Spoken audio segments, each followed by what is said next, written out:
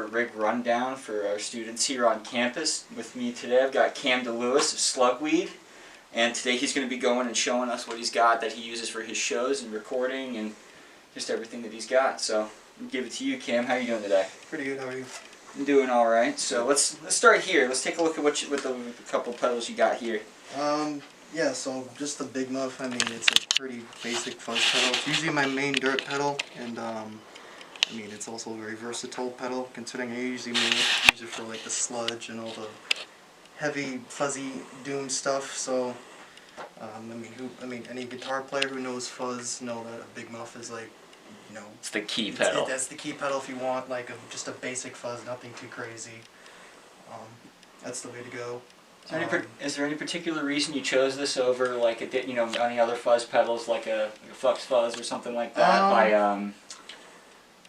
by like TC Electronics or something like that? I mean, I do have other fuzz pedals. One being the Behringer SF300, which is kind of a Boss Hyper Fuzz clone. Okay. And again, I chose this because I mean it's just basic. I mean, the settings, there's nothing much, just volume, tone, sustain, so it's just basic. So especially in a live setting, I don't need to do too much. I mean, just down the volume and sustain and roll the tone back. So.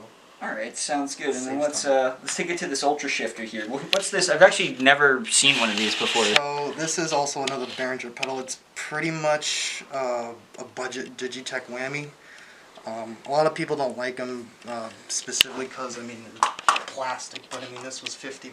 The fuzz pedal they had was $25. So for a plastic pedal, I mean that's what you're gonna get. But I mean it's also, you know, good sound. I mean you can get, you know, Tom Morello stuff. You know. All right.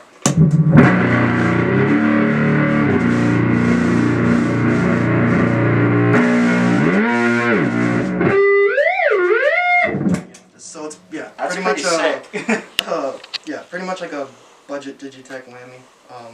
I have considered a real whammy, but it's like, I mean, if I have this, I've never had a problem with it. I mean, it's obviously still in shape. Yeah, and it's almost like, I mean, for $50, it's not too bad. I mean, it pretty much does the same thing. Yeah, and if it does break, it's just like $50. I mean, it's not like you break a whammy, which those go for like almost 300.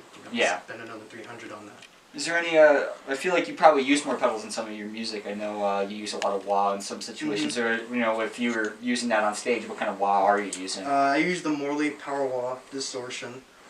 I think a lot of people would have been like with a Vox or...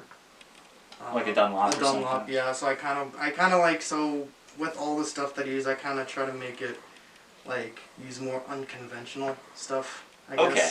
So, I mean, like, more people would use a whammy. Like, I would kind of, you know, I guess be a little different than a bunch of other people, so... Kind of break the mold a little bit more from the genre, at least. Yeah, kind of break the ice a little bit for the genre, and I guess for just gear in general. So. That's pretty sick. Is there any other pedals that you might use, you know, like reverbs or anything like that? Sometimes I'll use the other fuzz pedal, the Behringer, that has a really nice boost mode, so if I'm using that and I need a little extra boost on that, I'll use that. Or if I'm using the wah that also has the distortion on it, which is more of like an Ibanez Tomb Screamer. It's not much of a distortion, it's more of an overdrive, so... Okay. I know a lot of guys like to use that. Yeah, so I'll use the boost if I need a little extra hair on the Big Muff, then I'll kick that on. Yeah, well, that makes sense. That's why, you know, like with, for example, like on Artifacts, like the tone has a lot of balls, you know, like it's really... Yeah, most of that was with the Behringer fuzz, because you can really hear like the octave fuzz type sound. And again, it's pretty much a Boss Hyper Fuzz clone, so if you want like that Electric Wizard, you know, the dope. Yeah, absolutely. Like budget tone for that. Sounds good. And then what can you tell us about the amp that you're using? You're using the bass. I know from the last time I saw you, you were using a bass amp, and this is the one that you're using right now. Is there any reason why, and like, what can you tell us about it? Well, specifically, obviously, with like the doom and sludge, and especially pairing it with the fuzz. I mean, I really love like having the low end, especially with the fuzz having low end on that. Yeah. So I guess, you know, again, kind of goes back to using a more unconventional rig than more people just use you know, Fender or something like that. Yeah, or like an orange stack or something like that. So, is there any reason why you chose this over potentially getting something like a Fender or an orange? You know, like what was the main decision for it, I guess? Kind of just, I mean, I obviously got it just because I needed a better bass amp. but I actually use it more for the guitar rather than the bass again, because. Did it provide anything that your guitar amp wasn't giving you? No, it's just, I mean, also my guitar amp is a guitar amp, and also I don't think, you know, a lot of musicians use bass amps on guitars, so again, kind of like doing things different than other people. So it's kind of for a little bit more of this, just kind of like style as well. But is there any like functionality for the music and why you use it for like SlugWeed and stuff? Just again, to get that nice big low end. Big low end, especially with the fuzz that pairs really well, and it's obviously loud as hell. Yeah, no, trust me. The last time I saw you, that was definitely this thing was like, you could definitely like hear all the bass and everything. Yeah. It sounded good. Yeah. Like it had like this, it just like this sonic tone, or this like the tonality of the whole thing was just like immense. Like it took up the whole room. Yeah. It was awesome. And at some point I do plan on getting a second one of these and using like an AV box, so I'll have all my pedals. And so you can kind of throw it stereo almost. Yeah, so I can have the 2 amps on one and kind of sound so double what you're already hearing for now. Would there be, I guess, you know, would you try and do, if you were to try and do that, you know, would you end up, you know, kind of experimenting and seeing maybe if you could find some way to like set up like a volume pedal for each one and kind of like throw the sound in 2 different ways almost, or it's just like, you know, where it's like you've got it, like you'll be able to pan the sound from one amp to the other. Would you ever think about doing something like that and seeing if you could involve that in SlugWeed? Probably, yeah. And again, all the kind of, when I kind of consider like getting new gear or something like that, I always try to think of like, are other musicians doing it? Because who knows, maybe somebody other will like, some other musician will see my technique and hey, never thought about using bass amps specifically, you know, acoustic brand. Because again, a lot of people, especially in doom and sludge, they think like what, Orange, Sun. You're not going to think acoustic, but when you hear Ampeg, especially for the bass. And then when you hear acoustic, it's like, huh? But when you hear it with the big muffler and everything, it's like, oh. Yeah, no, it definitely has a solid sound to it. It definitely, it screams. It's really, it's really a good setup, and like from at least from, you know, it's one of those things that like that it's definitely unconventional, but it works really well. So. And who knows, maybe other people will start using this for the same reason I do. Yeah, it's kind of adding, you know, I guess variety to setup, I guess. All right. Well, what can you tell us about your guitar here? I know this is the one that like I've seen in all the pictures and everything that you post, at least when you have your guitar. You know, what's this one all about? Why'd you pick this one specifically, I guess? So this is a Squire vintage modified Jaguar. This is actually discontinued. I don't know when they discontinued it, but I guess knowing that it's discontinued is kind of nice because I kind of have a rare piece of the history, I guess. So it's got the 2 volume knobs for both pickups, and then these black knobs are the tone, and then it's 3-way.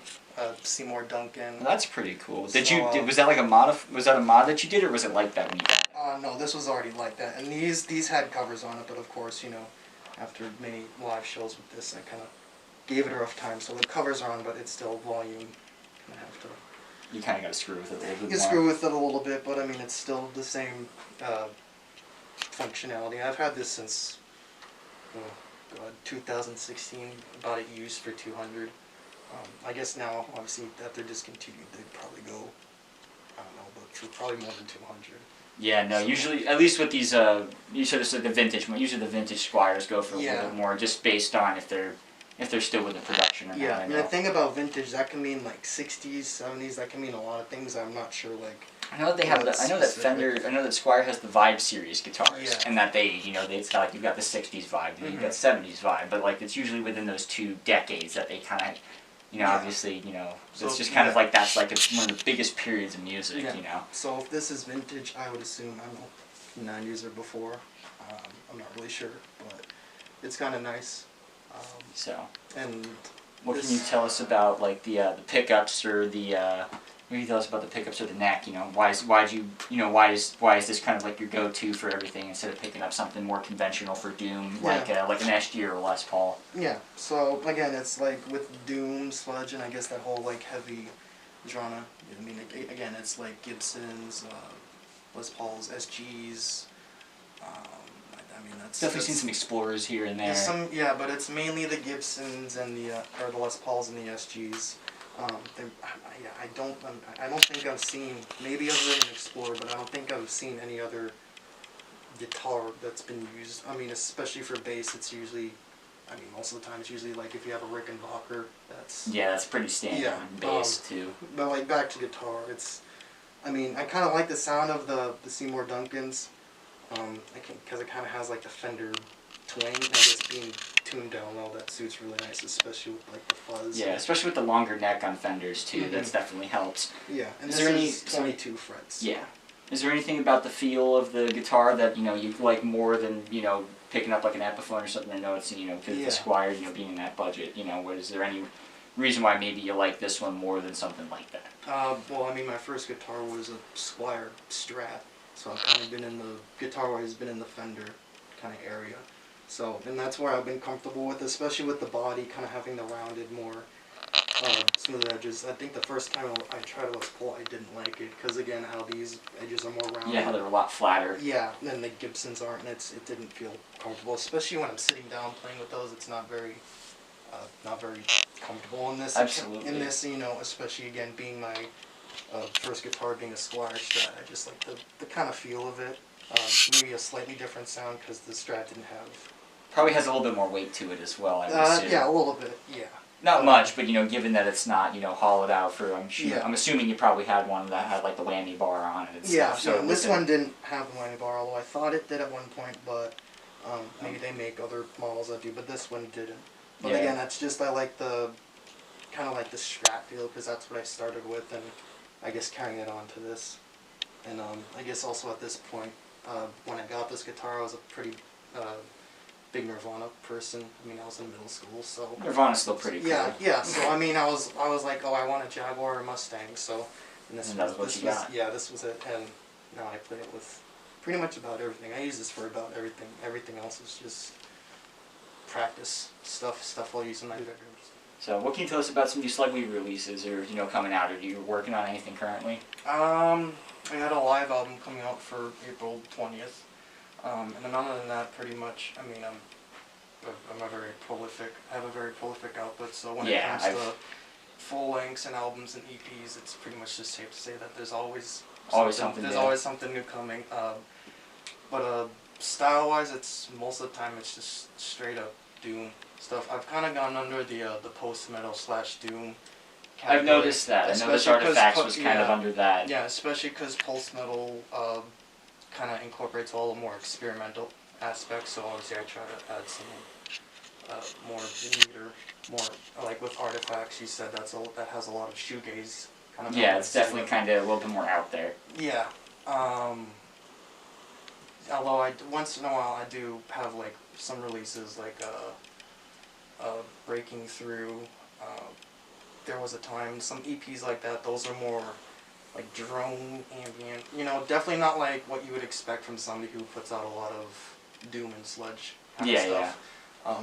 Which is kind of nice, so I have a kind of like... There's a variety. Yeah, it keeps variety instead of just post-metal sludge, kind of just, like a little something else. You got something different all the time. Yeah, something different, and that's what's nice, especially when I put out so much music, is that you can always expect something different or weirder than the previous. Oh yeah, absolutely. Is there any reason why some of that might change in some of your music and like, in your creativity or your process for writing music at all?